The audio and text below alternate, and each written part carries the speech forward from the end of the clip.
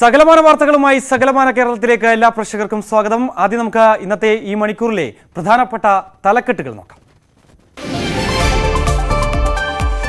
തൃപ്പൂണിത്തുറ സ്ഫോടനത്തിൽ മജിസ്റ്റീരിയൽ അന്വേഷണത്തിന് തുടക്കം.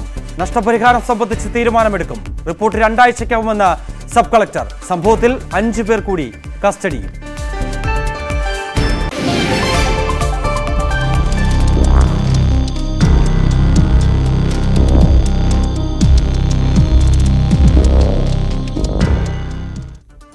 വീട്ടിലേക്ക് ഒറ്റയ്ക്ക് നടന്ന 2.5 വയസ്സുകാരന്റെ ദൃശ്യങ്ങൾ പുറത്ത്. ഡേ കെയർ അധികൃതരുടെ അനാസ്ഥയിൽ കേസ്. സംഭവം തിരുവനന്തപുരം വെള്ളായണിയിൽ.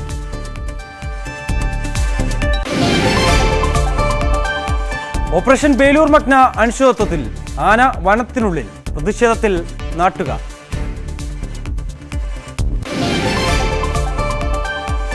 തിരുവനന്തപുരം പനയറയിൽ ക്ഷേത്രത്തിൽ മോഷണം. പണം നഷ്ടമായി. 4 മാസത്തിനിടെ മോഷണം നടക്കുന്നത് ഇത് 2ാം തവണ. വിശദമായ വാർത്തകളിലേക്ക് കടക്കുമ്പോൾ തൃപ്പൂണിത്തുറയിൽ പടക്കശേഖരം പൊട്ടിത്തെറിച്ചുണ്ടായ സ്ഫോടനത്തിൽ 2 ആഴ്ചയ്ക്കകം റിപ്പോർട്ട് സമർപ്പിക്കുമെന്ന് ജില്ലാ ഭരണകൂടം. അപകടത്തിന്റെ എല്ലാ വശങ്ങളും പരിശോധിക്കുമെന്നും നഷ്ടപരിഹാരം സംബന്ധിച്ച ചർച്ചകൾ നടത്തുമെന്നും അപകടസ്ഥലം സന്ദർശിച്ച ശേഷം സബ് കളക്ടർ കെ മീര പറഞ്ഞു. നമ്മൾ ഒരുപാട് പേരുടെ മൊഴിയെടുക്കാനുണ്ട്. നമ്മൾ ഇന്ന് സൈറ്റ് വിസിറ്റാണ് നടത്തിയത്. പ്രിലിമിനറി ആയിട്ട് അവിടെ എന്താണ് സംഭവിച്ചതെന്നുള്ളതിൻ്റെ ഒരു ഫസ്റ്റ് ഇംപ്രഷന് വേണ്ടിയിട്ടാണ് ഇന്ന് വന്നത്. നമ്മൾ എന്തായാലും ബന്ധപ്പെട്ട എല്ലാവരുടെയും മൊഴികൾ രേഖപ്പെടുത്തുന്നതാണ്. എല്ലാ രേഖകളും പരിശോധിച്ച് 2 ആഴ്ചയ്ക്കകം ഞാൻ ബഹുമാനപ്പെട്ട ജില്ലാ കളക്ടർക്ക് റിപ്പോർട്ട് സബ്മിറ്റ് ചെയ്യുന്നതാണ്. നമ്മുടെ പ്രധാന പരിഗണന എന്ന് പറയുന്നത് ഇവിടെ അപകടം ഉണ്ടാവാനിടയായ സാഹചര്യം, അവർക്ക് അതിനുള്ള ലൈസൻസ് ഉണ്ടായിരുന്നു, എങ്ങനെയാണത് അവിടെ ഒരു തീപിടുത്തത്തിലേക്ക് അത് നയിച്ചത്, അങ്ങനെയുള്ള കാര്യങ്ങളാണ് പ്രധാനമായിട്ട് അന്വേഷിക്കുന്നത്. പിന്നെ നമുക്ക് അതിൻ്റെ സൈഡായിട്ട് ഇവിടെ ഉണ്ടായ നമ്മുടെ നാശനഷ്ടങ്ങളുടെ ഒരു കണക്കെടുപ്പും അതിന് നമുക്ക് എന്ത് ചെയ്യാം, ഭാവിയിൽ ഇങ്ങനത്തെ അപകടങ്ങൾ ഒഴിവാക്കാൻ നമുക്ക് എന്തൊക്കെ ചെയ്യാം എന്നുള്ളതും കൂടെ പരിഗണനയിൽ വരുന്നുണ്ട്. നമ്മൾ അതിന് വേണ്ടിയിട്ടൊരു മീറ്റിംഗ് ഇന്ന് വെച്ചിട്ടുണ്ട് വൈകുന്നേരം. അപ്പം അതിലൊരു നമുക്ക് ഒരു ധാരണയിലെത്താൻ കഴിയുമെന്നാണ് വിശ്വസിക്കുന്നത്. ഇവർക്ക് നമ്മളുടെ അറിവിൽ ഇതുവരെ എവിടെ നിന്നും ഒരു പെർമിറ്റും ഇല്ല, ഒരു പെർമിഷൻ ഇല്ല. അവർക്ക് അത് മാനുഫാക്ചർ ചെയ്യാനുള്ള ലൈസൻസ് ഇല്ല, ട്രാൻസ്പോർട്ട് ചെയ്യാനുള്ള ലൈസൻസ് ഇല്ല, സ്റ്റോർ ചെയ്യാനോ ഡിസ്പ്ലേ ചെയ്യാനോ ഒന്നിനുള്ള ലൈസൻസ് കോൺട്രാക്ടറോ അമ്പലോ എടുത്തതായിട്ട് നമ്മുടെ അറിവിലില്ല. അതുകൊണ്ട് തന്നെ ഉദ്യോഗസ്ഥ തലത്തിൽ ഒരു വീഴ്ച വന്നതായിട്ട് നമുക്ക് പറയാൻ പ്രൈമ ഫേസ് നമുക്ക് പറയാൻ പറ്റില്ല. നമ്മൾ ഓൾറെഡി എഞ്ചിനീയറിംഗ് ഡിപ്പാർട്ട്മെന്റിന്റെ അടുത്ത് നിന്ന് റിപ്പോർട്ട് ചോദിച്ചിട്ടുണ്ട്. അവരുടെ റിപ്പോർട്ട് അനുസരിച്ച് നമ്മൾ പൊളിക്കേണ്ടതാണെങ്കിൽ നമുക്കത് പൊളിച്ചു മാറ്റേണ്ടതുണ്ട് അപകടം ഒഴിവാക്കാൻ. അതും ഇന്നത്തെ മീറ്റിംഗിൽ നമ്മൾ ഡിസ്കസ് ചെയ്യുന്നതാണ്. അതെ, ഞാൻ അവിടെ പോയി കുറച്ച് അടുത്തുള്ള വീടുകൾ ഞാൻ കണ്ടു. അപ്പൊ നമുക്ക് അതനുസരിച്ചിട്ട് നമുക്കൊരു ഇന്ന് തീരുമാനമാക്കാൻ പറ്റുമെന്ന് വിശ്വസിക്കുന്നു. അതേസമയം നഷ്ടപരിഹാരം ആവശ്യപ്പെട്ട് പ്രദേശവാസികൾ നാളെ ഹൈക്കോടതിയിൽ ഹർജി നൽകും. കേസിൽ ക്ഷേത്ര കമ്മിറ്റി ഭാരവാഹികളായ 5 പേരെ കൂടി കസ്റ്റഡിയിൽ എടുത്തിട്ടുണ്ട്.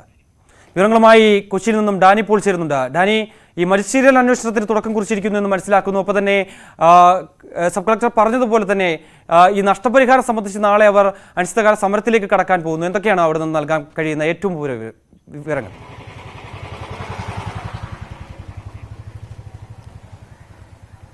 മിഥുൻ, മജിസ്ട്രേറിയൽ അന്വേഷണം പ്രഖ്യാപിച്ചു.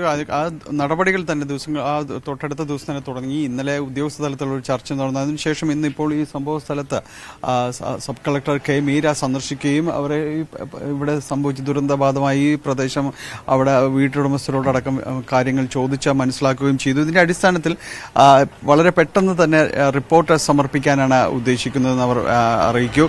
മാത്രവുമല്ല, നഷ്ടപരിഹാരം സംബന്ധിയായ ചർച്ചകൾക്കും ഇന്ന് നഗരസഭ ഓഫീസിൽ ചർച്ച നടത്തുന്നുണ്ട്. പ്രദേശത്തുള്ളവരുമായി സംസാരിച്ചതിന്റെ കൂടി അടിസ്ഥാനത്തിലാണ് ഈ ഒരു ചർച്ചകളിലേക്ക് കടന്നിരിക്കുന്നത്. നമ്മൾ കാണുന്ന ദൃശ്യങ്ങൾ ഇപ്പോൾ ഇവിടെ ഈ ബലക്ഷയം സംഭവിച്ച വീടുകൾ നിരവധിയായുണ്ട്. ഇവിടെ മറ്റു ഉദ്യോഗസ്ഥരടക്കം പരിശോധന നടത്തുന്നുണ്ട്. കാരണം കളക്ടർ പറഞ്ഞതനുസരിച്ചാണെങ്കിൽ ഇവിടെ ഈ പരിശോധനകൾക്ക് ശേഷം മാത്രമേ ഈ കെട്ടിടങ്ങൾ ഏത് രീതിയിലാണ് അത് ഇനി ഉപയോഗിക്കാൻ കഴിയുമോ, മറ്റേത് രീതിയിൽ അത് ബലപ്പെടുത്താൻ കഴിയും തുടങ്ങിയ അടക്കമുള്ള കാര്യങ്ങൾ പരിശോധിക്കുന്നത് ഇതിൻ്റെ ഭാഗമായിട്ടാണ്. അതിൻ്റെ ഭാഗമായിട്ട് തന്നെയാണ് ഈ സ്ഥലങ്ങളിലെല്ലാം തന്നെ കളക്ടറുടെ നേതൃത്വത്തിൽ പരിശോധന നടത്തും. ഇപ്പോൾ ഉദ്യോഗസ്ഥർ നേരിട്ട് ആ വീടുകളിലെത്തി ഈ വീടുകളുടെ ചുവരുകൾ അടക്കമുള്ള കാര്യങ്ങൾ പരിശോധിച്ചുകൊണ്ടിരിക്കുകയാണ്. അത്തരം കാര്യങ്ങളിൽ മുന്നോട്ട് പോകുന്നു. മറ്റൊന്ന്, ഈ പ്രദേശവാസികൾ ഹൈക്കോടതിയെ സമീപിക്കുന്നു എന്നാണ്. അവരൊരു സമരത്തിലേക്കല്ല, ഹൈക്കോടതിയെ സമീപിക്കുന്നു. ഹൈക്കോടതിയിൽ ഓരോ വീട്ടുകാരും പ്രത്യേകം ഹർജി നൽകാനാണ് തീരുമാനിച്ചിട്ടുള്ളത്. കാരണം നഷ്ടപരിഹാരത്തിന് ഒരു ഉറപ്പ് വരുത്തേണ്ടതുണ്ട്. നമുക്ക് ദൃശ്യങ്ങൾ കാണാം, ഈ പ്രദേശമാകെ തന്നെ വലിയ രീതിയിൽ തന്നെ തകർക്കപ്പെട്ടിരിക്കുന്ന ഒരു അവസ്ഥയിലാണ് ഉള്ളത്. അപ്പോൾ മതിയായ നഷ്ടപരിഹാരം അവർ ഉറപ്പ് വരുത്തണമെന്ന് അവർ ആവശ്യപ്പെടുകയും ചെയ്യുന്നുണ്ട്. അതിൽ ജില്ലാ കളക്ടർ അടക്കമുള്ള കാര്യങ്ങളിൽ ചർച്ച നടക്കുമ്പോൾ പോലും ഹൈക്കോടതിയെ കൂടി സമീപിക്കാനാണ് അവർ തീരുമാനിച്ചിട്ടുള്ളത്. അതായത് ഈ ഒരു ഹൈക്കോടതിയിലേക്ക് സമർപ്പിക്കാനുള്ള ഒരു നീക്കം, അതായത് സ്വാഭാവികമായും ഇപ്പോൾ സബ് കളക്ടർ ഉൾപ്പെടെയുള്ള ആളുകൾ അവിടേക്ക് എത്തി ഇവിടുത്തെ സാഹചര്യം അവർ പരിശോധിക്കുകയും ചെയ്യുന്നുണ്ട്. കൂടാതെ ഈ കെട്ടിടങ്ങൾക്ക് ഏതെങ്കിലും തരത്തിൽ ബലക്ഷയം ഉണ്ടായാൽ അത് പൊളിച്ചു മാറ്റുന്നതിന് വേണ്ടിയുള്ള നടപടികൾ അധികൃതരുടെ ഭാഗത്തുനിന്നും ഉണ്ടാകുമെന്ന് സബ് കളക്ടർ തന്നെ പറഞ്ഞു വെക്കുകയും ചെയ്യുന്നു. അതിനു മുമ്പ് തന്നെ ഏതെങ്കിലും തരത്തിൽ ഒരു ഉറപ്പ് കിട്ടാത്ത സാഹചര്യത്തിലാകാമല്ലേ ഈ ഒരു അവിടെയുള്ള പ്രദേശവാസികൾ ഓരോരുത്തരായി ഇങ്ങനെ ഹൈക്കോടതി സമീപിക്കാനുള്ള ഒരു തീരുമാനത്തിലേക്ക് എത്തിയത്?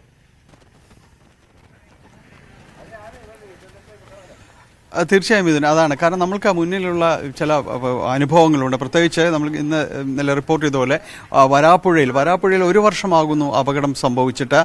മുട്ടിനകം പ്രദേശത്ത് ഏതാണ്ട് 41 ലക്ഷത്തിൽ പരം രൂപയുടെ നാശനഷ്ടങ്ങൾ വരാപ്പുഴയിൽ ഉണ്ടായെന്നാണ് സർക്കാരിൻ്റെ ഒരു കണക്ക്. പക്ഷേ അതിനും വലുതാണെന്ന് പ്രദേശവാസികൾ പറയുന്നു. പക്ഷേ ഇതുവരെയും അവർക്ക് അതിൽ 1 രൂപ പോലും കിട്ടിയിട്ടില്ല എന്ന് പ്രദേശവാസികൾ പറയുന്നു. അപ്പോൾ ഇത്തരം പാഠങ്ങൾ അവർക്ക് മുന്നിലുണ്ട്, ഈ തൃപ്പൂണിത്തുറയിൽ ഇവർക്ക് മുന്നിലുണ്ട്. അതുകൊണ്ട് തന്നെയാണ് ഇതിലൊരു കോടതി ഇടപെടൽ കൂടി ഉണ്ടെങ്കിൽ മാത്രമേ ഇത്തരം കാര്യങ്ങൾ സാധ്യമാകൂ എന്നവർ പറയുകയും ചെയ്യുന്നത്.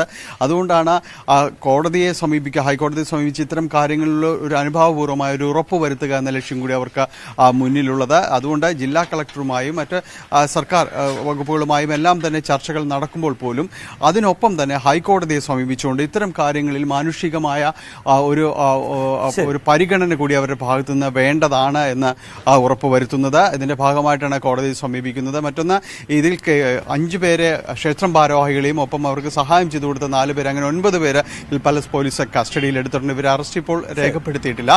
കാര്യങ്ങൾ പരിശോധിച്ച ശേഷം ഇവരെ അറസ്റ്റ് രേഖപ്പെടുത്തുമെന്നാണ് മനസ്സിലാക്കാൻ സാധിക്കുന്നത്. ചികിത്സയിൽ കഴിയുന്ന ഒരാളുടെ നില ഇപ്പോഴും ഗുരുതരമായി തന്നെ തുടരുന്നു. മിഥുൻ, ശരി. തൃപ്പൂണിത്തുറ സ്ഫോടനത്തിൽ മജിസ്ട്രേറ്റ് അന്വേഷണം തുടങ്ങിയിരിക്കുകയാണ്. നഷ്ടപരിഹാരം ആവശ്യപ്പെട്ട പ്രദേശവാസികൾ നാളെ ഹൈക്കോടതിയിൽ ഹർജി നൽകുമെന്നാണ് ഡാനി പോൾ പറയുന്നത്. മറ്റു വാർത്തയിലേക്ക് പോകുമ്പോൾ, വയനാട് പയ്യമ്പള്ളി പടമലയിൽ കർഷകനെ കൊലപ്പെടുത്തിയ കാട്ടാന ബേലൂർ മഗ്ന വനത്തിനുള്ളിലേക്ക് കടന്നിരിക്കുന്നു. മാനിവയൽ ഭാഗത്ത് ആനയുള്ളതായി സിഗ്നൽ ലഭിച്ചു. ഇന്നലെ രാത്രി ആന കാട്ടിക്കുളം പനവല്ലി റോഡ് മുറിച്ചു കടന്നിരുന്നു. ആനയെ പിടികൂടാനുള്ള ദൗത്യം 5ാം ദിനത്തിലും ഇപ്പോൾ പുരോഗമിക്കുകയാണ്. വന്യമൃഗശല്യം തടയാൻ വൈകുന്നതിൽ പ്രതിഷേധിച്ച പടമലയിൽ നാട്ടുകാർ പന്തം കൊളുത്തി പ്രകടനം നടത്തിയിരുന്നു.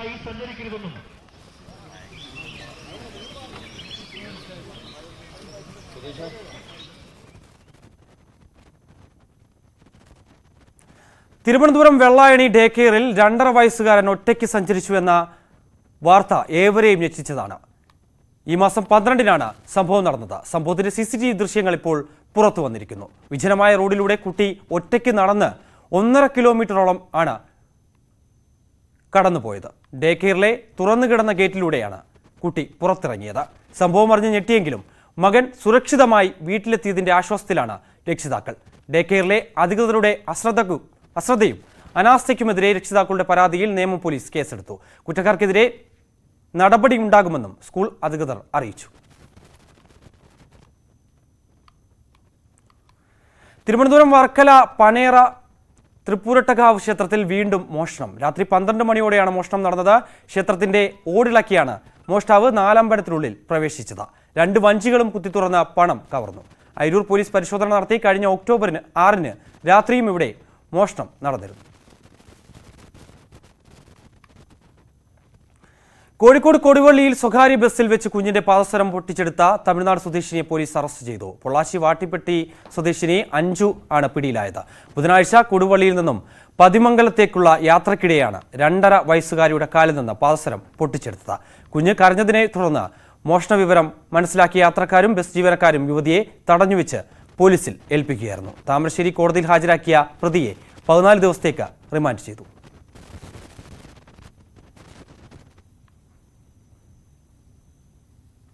തൃശൂർ മറ്റത്തൂരിലെ വാസുപുരം കുഞ്ഞക്കര ലിഫ്റ്റ് ഇറിഗേഷൻ പദ്ധതിയുടെ പ്രവർത്തനം അവതാളത്തിലായി. കിണറ്റ് ലിഫ്റ്റിൽ പമ്പിങ്ങിനാവശ്യമായ വെള്ളമില്ലാത്തതാണ് പദ്ധതിയുടെ പ്രവർത്തനത്തെ പ്രതികൂലമായി ബാധിച്ചത്. പദ്ധതിയെ ആശ്രയിച്ച് ജലസേചനം നടത്തുന്ന പ്രദേശങ്ങളിലെ കാർഷിക വിളകൾ ഉണക്ക് ഭീഷണി നേരിടുകയാണ്. മറ്റത്തൂരിലെ പ്രധാന ജലസ്രോതസ്സായ വെള്ളിക്കുളം വലിയ തോട്ടിലെ ജലനിരപ്പ് താഴ്ന്നതോടെയാണ് കുഞ്ഞക്കര പ്രദേശത്തെ ലിഫ്റ്റ് ഇറിഗേഷന്റെയും കുടിവെള്ള വിതരണ പദ്ധതിയുടെയും പ്രവർത്തനത്തെ ബാധിച്ചത്. വലിയതോട് കുറുമാലിപ്പുഴയുമായി ചേരുന്ന പ്രദേശത്തിന് തൊട്ടടുത്തുള്ള കുഞ്ഞക്കരയിലാണ് വാസുപുരം ലിഫ്റ്റ് ഇറിഗേഷൻ പദ്ധതിയുടെ പമ്പ് ഹൌസ് ഉള്ളത്. ഇതിനോട് ചേർന്നുള്ള കിണറിൽ ആവശ്യമായ വെള്ളം ഇല്ലാത്തതാണ് പദ്ധതിയെ ബാധിച്ചത്. തോട്ടിൽ ജലവിധാനം ഉയർന്നു നിന്നാലേ പമ്പിങ്ങിനാവശ്യമായ വെള്ളം കിണറിലുണ്ടാകൂ. വേനൽക്കാലത്ത് കുറുമാലിപ്പുഴയിലെ വാസുപുരം ചക്കാലക്കടവിൽ നിർമ്മിക്കാറുള്ള താൽക്കാലിക മൺചിറ ഇത്തവണ നിർമ്മിക്കാത്തതും പ്രതിസന്ധിക്ക് കാരണമായി. ചക്കാലക്കടവിൽ മൺചിറ കെട്ടിയാൽ പുഴയിൽ സംഭരിക്കപ്പെടുന്ന വെള്ളം വെള്ളിക്കുളം വലിയ തോട്ടിലെ ജലനിരപ്പ് ഉയർത്താറുണ്ട്. ഡിസംബർ പകുതിയോടെ പൂർത്തിയാകാറുള്ള താൽക്കാലിക മൺചിറയുടെ നിർമ്മാണം ഫെബ്രുവരി പകുതിയായിട്ടും നടന്നിട്ടില്ലെന്ന് വാസുപുരം കുഞ്ഞക്കര ലിഫ്റ്റ് ഇറിഗേഷൻ സമിതി സെക്രട്ടറി PR അജയ് ഘോഷ് പറയുന്നു. കുടിവെള്ളം എന്ന് പറഞ്ഞാൽ ഇവിടെ നിന്ന് കാർഷിക ആവശ്യങ്ങൾക്ക് ആയിട്ട് വെള്ളം നനയ്ക്കുമ്പോൾ അതിന് ഫലമായിട്ട് ഈ വാർഡുകളിലൊന്നും ഈ കുടിവെള്ള പ്രശ്നമോ അല്ലെങ്കിൽ കാർഷിക പ്രശ്നങ്ങളോ ഉണ്ടായിരുന്നില്ല. അത് പ്രത്യേകിച്ച് ഈ വർഷം ഇത് ഇപ്പോൾ ഈ ഡിസംബർ മാസത്തിൽ ഈ ചിറ കെട്ടാത്തത് കൊണ്ട് പുഴയിൽ ഇപ്പോൾ നമ്മൾ കുറുമാലി പുഴയിൽ ഇപ്പോൾ നമ്മൾ നോക്കുമ്പോൾ വെള്ളം ഒഴുകി ഇങ്ങനെ പോകുന്നുണ്ട്. പക്ഷേ ഈ പ്രദേശത്തെ ജനങ്ങൾക്ക് അതിൻ്റെ ഒരു ഉപകാരം കിട്ടണമെങ്കിൽ ആ ചിറ കെട്ടണം. ആ ചിറ നീരടയാത്തത് ആണ് ഇപ്പോൾ പ്രശ്നം. ജനുവരി ഏതാണ്ട് പകുതിയോളായി എന്നിട്ടും ചിറ നീരടഞ്ഞിട്ടില്ല. വാസുപുരം ലിഫ്റ്റ് ഇറിഗേഷൻ പദ്ധതി അവതാളത്തിലായതോടെ മേഖലയിലെ ജാതി, വാഴ, പച്ചക്കറികൾ തുടങ്ങിയ കാർഷിക വിളകൾ ഉണക്ക് ഭീഷണി നേരിടുകയാണ്. മറ്റത്തൂർ, വരന്തരപ്പള്ളി പഞ്ചായത്തുകളുടെ അതിർത്തിയിലുള്ള കുഞ്ഞക്കരയിൽ സ്ഥാപിച്ചിട്ടുള്ള സ്വജൽധാര കുടിവെള്ള പദ്ധതിയുടെയും കുഞ്ഞക്കര ലിഫ്റ്റ് ഇറിഗേഷൻ പദ്ധതിയുടെയും പ്രവർത്തനത്തെ ജലക്ഷാമം പ്രതികൂലമായി ബാധിച്ചിട്ടുണ്ട്. വരന്തരപ്പള്ളി പഞ്ചായത്തിലെ 15-ാം വാർഡിലും മറ്റത്തൂർ പഞ്ചായത്തിലെ 21-ാം വാർഡിലെയും കർഷകരാണ് ഇതുമൂലം ദുരിതം അനുഭവിക്കുന്നത്. കുഞ്ഞക്കര സ്വജൽധാര പദ്ധതിയുടെ പമ്പിംഗ് ശരിയായി നടക്കാത്തത് മൂലം വരന്തരപ്പള്ളി പഞ്ചായത്തിലെ 15-ാം വാർഡിലെ കുടിവെള്ള വിതരണവും അവതാളത്തിലാണ്. ഞങ്ങളുടെ ഈ ബുദ്ധിമുട്ട് ഈ നാട്ടിലെ മുഴുവൻ ജനങ്ങളുടെയും അവരുടെ കൃഷി നനയ്ക്കുന്നതിന് വേണ്ടി അവരുടെ കാർഷിക ഉൽപ്പന്നങ്ങളുടെ അഭിവൃദ്ധിക്ക് വേണ്ടിയുള്ളതും അതുപോലെ തന്നെ ഒരു വാർഡിനകത്തുള്ള മുഴുവൻ ജനങ്ങളുടെയും കുടിവെള്ളം മുട്ടുന്ന രീതിയിലേക്കാണ് ഇന്നത്തെ സാഹചര്യം കടന്നു പോകുന്നത്. വെള്ളിക്കുളം വലിയ തോട്ടിലെ ജലനിരപ്പ് ഉയർത്തി ജലസേചന പദ്ധതികളുടെയും കുടിവെള്ള പദ്ധതികളുടെയും പമ്പിംഗ് സുഗമമാക്കാൻ അടിയന്തര ഇടപെടലാണ് പ്രദേശവാസികൾ ആവശ്യപ്പെടുന്നത്. ചാലക്കുടി വലതുകര മെയിൻ കനാലിൽ നിന്നും വെള്ളിക്കുളം വലിയ തോട്ടിലേക്ക് വെള്ളം തുറന്നുവിടുകയോ വാസുപുരം ചക്കാലക്കടവിൽ ചിറ നിർമ്മാണം പൂർത്തിയാക്കുകയോ വേണമെന്നും കർഷകർ പറയുന്നു. ന്യൂസ് 18 മറ്റത്തൂർ.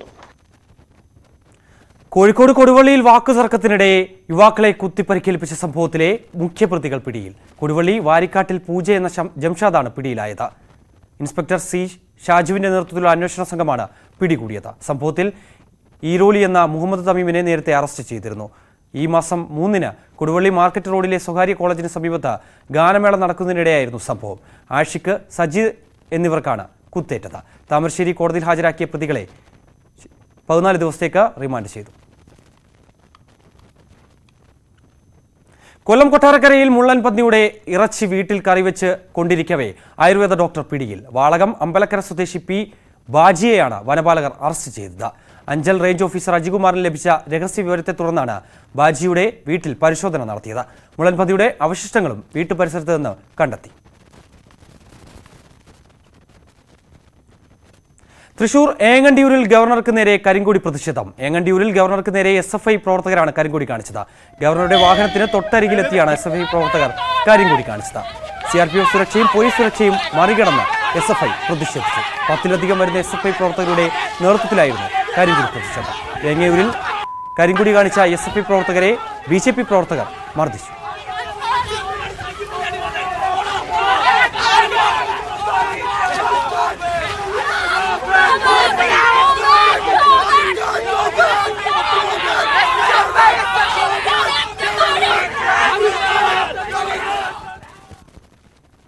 കർണാടക അന്തർസന്ധയിൽ വെച്ചുണ്ടായ വാഹനാപകടത്തിൽ വയനാട് സ്വദേശി മരിച്ചു. എടവക പുതിയടക്കുന്ന് സ്വദേശി അജീഷാണ് മരിച്ചത്. അജീഷ് സഞ്ചരിച്ചിരുന്ന ബൈക്ക് നിയന്ത്രണം വിട്ട് ഇലക്ട്രിക് പോസ്റ്റിലിടിച്ചാണ് അപകടമുണ്ടായത്. ഗുരുതരമായി പരിക്കേറ്റ അജീഷിനെ മൈസൂർ KRS ആശുപത്രിയിൽ എത്തിച്ചെങ്കിലും ജീവൻ രക്ഷിക്കാനായില്ല.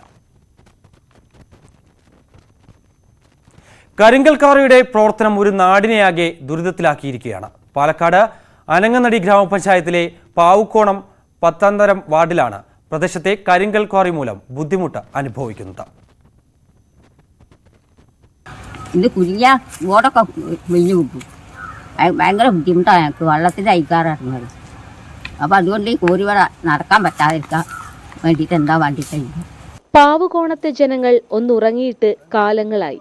പ്രദേശത്തെ കരിങ്കൽ ക്വാറിയുടെ പ്രവർത്തനമാണ് ഇവരുടെ ഉറക്കം നഷ്ടപ്പെടുത്തുന്നത്. ക്വാറികളുടെ പ്രവർത്തനം കടുത്ത പാരിസ്ഥിതിക പ്രശ്നങ്ങൾക്കും വഴിവെച്ചു. കിണറുകളിൽ വെള്ളമില്ലാതായി. പൊടിശല്യവും രൂക്ഷം.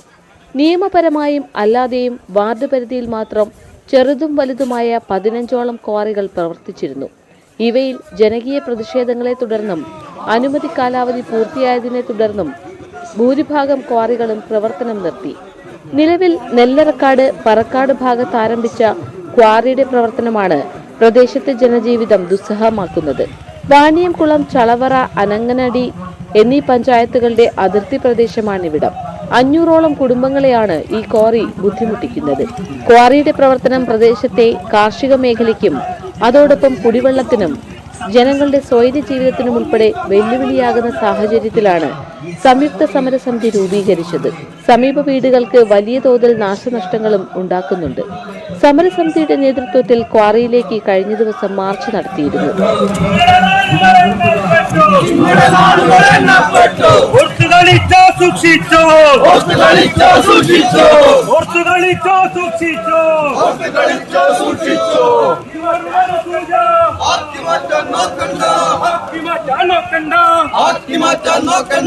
ഗ്രാമപഞ്ചായത്ത് ഭരണസമിതി ഐകകണ്ഠേന ക്വാറിക്ക് അനുമതി നൽകേണ്ടതില്ലെന്ന നിലപാട് സ്വീകരിച്ചെങ്കിലും K-ഷിഫ്റ്റ് സംവിധാനത്തിലൂടെ പ്രവർത്തനാനുമതി നേടിയെടുക്കുകയായിരുന്നുവെന്ന് സമരസമിതി നേതാക്കൾ പറയുന്നു.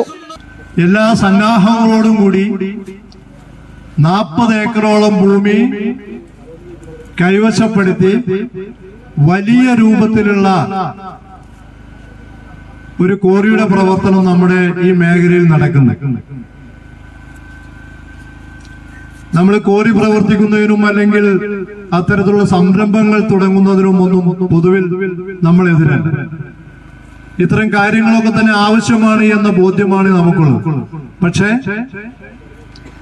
ഈ 11ാം വാർഡിനെ മാത്രം കേന്ദ്രീകരിച്ച് ഇവിടെയുള്ള ജനങ്ങളുടെ ആകെ ജീവിതം വഴിമുട്ടിച്ച് പാവുക്കോണത്തെ ഒരു മരുഭൂമിയാക്കുന്ന വിധത്തിലുള്ള ഈ പ്രവർത്തനം നിർത്തിവെക്കണമെന്നാണ് ഇതിലൂടെ ഞങ്ങൾ ആവശ്യപ്പെടുന്നത്.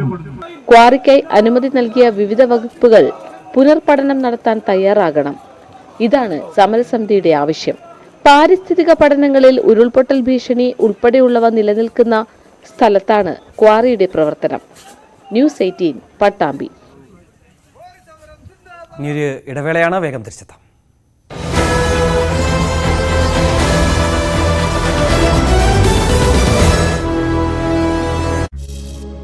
മന്ത്രി KN ബാലഗോപാൽ നേതൃത്വം നൽകുന്ന 4-അംഗ പ്രതിനിധി സംഘമാണ് ചർച്ചകളിൽ പങ്കെടുക്കുക.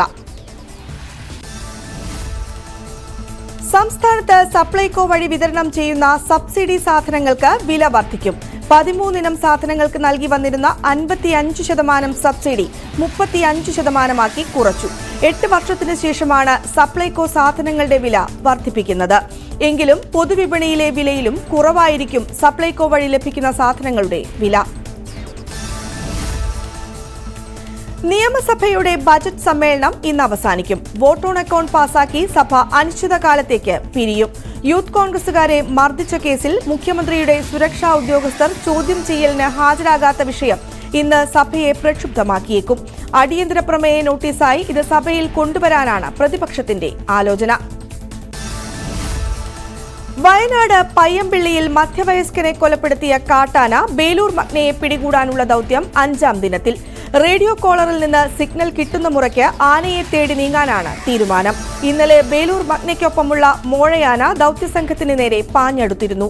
വിവിധ സംഘമായി തിരിഞ്ഞാണ് വനംവകുപ്പ് ആനയ്ക്കായുള്ള ദൗത്യം തുടരുന്നത്. വയനാട്ടിൽ വന്യജീവി ആക്രമണം തുടർച്ചയായി ഉണ്ടാകുന്നതിൽ നടപടികളുമായി സർക്കാർ.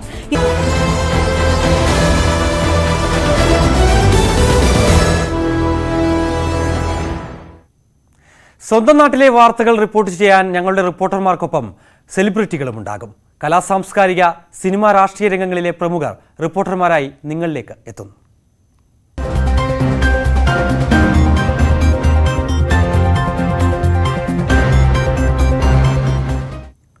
വള്ളുവനാടിന്റെ ഹൃദയഭൂമിയാണ് ഒറ്റപ്പാലം, ഷൊർണൂർ പ്രദേശങ്ങൾ. സകല കലകളുടെയും സാംസ്കാരിക പ്രവർത്തനങ്ങളുടെയും ഒരു കാലത്ത് സിനിമ ലൊക്കേഷനുകളുടെ ഇഷ്ട ഇടം കൂടിയായിരുന്നു ഈ പ്രദേശങ്ങൾ.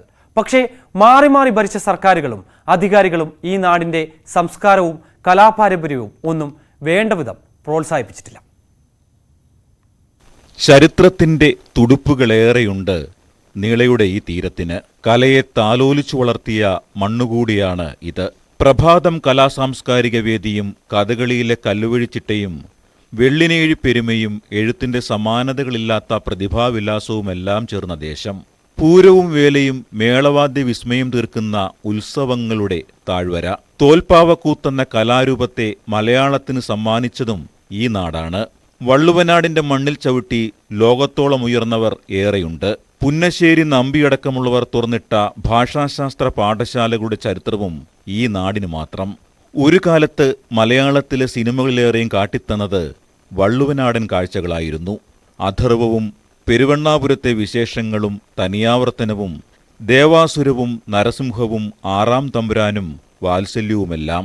മായാമയൂരത്തിലെ പാടവും ഗ്രാമീണ തനിമയുമെല്ലാം എത്ര കണ്ടാലും മതിവരാത്ത വരിക്കാശ്ശേരി മനയും ഈ നാട്ടിൽ തന്നെ. സംഗീതത്തെ തൊട്ടറിഞ്ഞ ജനപദം കൂടിയാണ് ഇത്. സോപാന സംഗീതത്തിന്റെ സംരക്ഷണവും പുനരുജ്ജീവനവും ലക്ഷ്യമിട്ടുള്ള ഞെരളത്ത് കലാഗ്രാമം സ്ഥിതി ചെയ്യുന്നയിടം. ശാസ്ത്രീയ സംഗീതത്തിനൊപ്പം പാശ്ചാത്യ പൗരസ്ത്യ സംഗീത രൂപങ്ങൾ ഉപാസിക്കുന്ന നിരവധി പേരും ഇവിടെയുണ്ട്. പറഞ്ഞു വരുമ്പോൾ കേരളീയ കലകളെന്ന് നമ്മൾ വിളിക്കുന്ന പലതും ഈ ദേശചരിത്രവുമായി ബന്ധപ്പെട്ട് കിടക്കുന്നതാണ്. വരരുചിപ്പഴമയും കുഞ്ചന്റെ ലക്കിടിയും ഒളപ്പമണ്ണയുടെയും പി കുഞ്ഞിരാമൻ നായരുടെയും കാവ്യപാരമ്പര്യവും പി രാമനിലൂടെയും ശ്യാം സുധാകറിലൂടെയും തുടരുന്ന എഴുത്തിന്റെ വഴിയുമെല്ലാം വള്ളുവനാടൻ ലോകമാണ്. നാടകോത്സവങ്ങളും പാട്ടോളവും ഈ ദേശത്തെ അടയാളപ്പെടുത്തിയിട്ടുണ്ട്. പക്ഷേ ഈ നാടിന്റെ സമ്പന്നമായ പൈതൃകവും സംസ്കാരവും സംരക്ഷിക്കാൻ എന്തു ചെയ്തു എന്ന ചോദ്യം ബാക്കിയാണ്. അധികാരികളുടെയും സർക്കാർ സംവിധാനങ്ങളുടെയും ഭാഗത്തു നിന്ന് വേണ്ടത്ര പ്രോത്സാഹനം ഉണ്ടാകുന്നില്ല എന്നത് തന്നെ യാഥാർത്ഥ്യം. ഭാരതപ്പുഴയുടെ തീരത്ത് ആദ്യമായി പാട്ടോളം എന്ന കേരള സംഗീതോത്സവം 2 വർഷം തുടർച്ചയായി 10 ദിവസങ്ങൾ നീണ്ടു നിൽക്കുന്ന മലയാള പാട്ടുത്സവം ഞെരളത്ത് കലാശ്രമം നടത്തുകയുണ്ടായി. അപ്പോഴാണ് ഈ പ്രദേശത്തെ പ്രാദേശിക ഭരണകൂടത്തിന് പോലും ഈ പുഴയോരം ഇത്ര മനോഹരമായ ഒരു സാംസ്കാരിക അരങ്ങായി ഉപയോഗിക്കാം എന്ന് ബോധ്യമുണ്ടായത്. എന്നാൽ അതിൻ്റെയും തുടർ പ്രവർത്തനങ്ങൾ ഉണ്ടായില്ല. കൃത്യമായ ആർട്ടിസ്റ്റുകളുടെ ഡാറ്റാ ബാങ്കില്ലായ്ക, ഇതിനെക്കുറിച്ച് സമഗ്രമായ പദ്ധതികൾ മനസ്സിൽ കൊണ്ടു നടക്കുന്ന വിദഗ്ധരായ ആർട്ടിസ്റ്റുകളുമായി ചർച്ച ചെയ്യാൻ തയ്യാറാവാതിരിക്കുക, കേവലം സർക്കാർ ഉദ്യോഗസ്ഥന്മാരെ കൊണ്ട് മാത്രം ചെയ്തെടുക്കാൻ കഴിയുന്നതാണ് ഇത്തരം പ്രവർത്തനങ്ങൾ എന്ന തെറ്റിദ്ധാരണ കൊണ്ട് വികലമായ പണത്തിന്റെ ധൂർത്ത് നടത്തുക എന്നിവ കൊണ്ടൊന്നും തന്നെ വള്ളുവനാടിന്റെ സാംസ്കാരിക പെരുമ ആ അർത്ഥത്തിൽ സംരക്ഷിക്കപ്പെടുകയില്ല. സിനിമകളുടെ ഇഷ്ട ലൊക്കേഷനായിരുന്ന ഒറ്റപ്പാലം കേന്ദ്രമാക്കി ഫിലിം സിറ്റി എന്ന പ്രഖ്യാപനം വർഷങ്ങളായി ഫയലിൽ തന്നെയാണ്. കലാപഠന കേന്ദ്രങ്ങളോ ഗവേഷണ കേന്ദ്രങ്ങളോ ഇല്ല. ഈ വിഷയങ്ങൾ സർക്കാരിൻ്റെ ശ്രദ്ധയിൽപ്പെടുത്തിയിട്ടും എന്നും വള്ളുവനാടിന് അവഗണന മാത്രമാണ് മിച്ചം. മലയാളി എന്നും നെഞ്ചേറ്റുന്ന ദേവാസുരത്തിൻ്റെ 30ാം വാർഷികം ആഘോഷിക്കുന്ന സമയം കൂടിയാണ് ഇത്. ഇക്കാലമത്രയും കലാകാരന്മാർ കൈവിട്ട് കളയാത്ത പൈതൃകം ആര് പിന്തുണച്ചാലും ഇല്ലെങ്കിലും തലമുറകൾക്ക് കൈമാറി വരുന്നതാണ് ഈ നാടിന്റെ ചരിത്രം. ഞെരളത്ത് കലാശ്രമം പാട്ടോളം നടത്തുന്ന സമയത്ത് നിർദ്ദേശിച്ച പുഴയരങ്ങ് പോലുള്ള മഹാപദ്ധതികൾ, അതും പ്രാദേശിക ഭരണകൂടത്തിന് ലാഭകരമായി കൊണ്ടു നടക്കാവുന്ന പദ്ധതികൾ ഈ ഇത്തരം കൂടിയാലോചനകളിൽ പുനർചർച്ചയ്ക്ക് വിധേയമാക്കേണ്ടതുണ്ട്. അങ്ങനെയാണെങ്കിൽ നമ്മുടെ സ്വപ്നം സഫലമാവുക തന്നെ ചെയ്യും. ഈ നിളയോരവും ഈ വള്ളുവനാടും അത്തരത്തിൽ മഹത്വപൂർണമായ വലിയ മേളകൾക്ക് സാക്ഷ്യം വഹിക്കുന്ന ഒരു കാലം അടുത്തു തന്നെ ഉണ്ടാവട്ടെ എന്ന് ആശംസിച്ചുകൊണ്ട് നിളയോരത്തു നിന്നും ഞെരളത്ത് ഹരിഗോവിന്ദൻ. ഇനി നോക്കാം സ്വർണം വെള്ളി നിരക്കുകൾ. കവിത ഗോൾഡ് ആൻഡ് ഡയമണ്ട്സ് ഇന്നത്തെ സ്വർണം വെള്ളി നിരക്കുകൾ നിങ്ങൾക്കായി സമർപ്പിക്കുന്നത്. വലിയ സ്വപ്നങ്ങൾ, വലിയ സന്തോഷങ്ങൾ, വലിയ collection. Kavitha gold and diamonds. സ്വർണം 22 ക്യാരറ്റിന് ഗ്രാമിന് 5670 രൂപ, പവന് 45,360 രൂപ. സ്വർണം 18 ക്യാരറ്റിന് ഗ്രാമിന് 4720 രൂപ, പവന് 37,760 രൂപ. വെള്ളി ഗ്രാമിന് 76 രൂപ, കിലോഗ്രാമിന് 76,000 രൂപ. കവിത ഗോൾഡ് ആൻഡ് ഡയമണ്ട്സ് ഇന്നത്തെ സ്വർണം വെള്ളി നിരക്കുകൾ നിങ്ങൾക്കായി സമർപ്പിക്കുന്നത്. വലിയ സ്വപ്നങ്ങൾ, വലിയ സന്തോഷങ്ങൾ, വലിയ collection. Kavitha gold and diamonds. ഇതോടെ സകലമാന കേരളം പൂർണ്ണമാകുന്നു. നമസ്കാരം.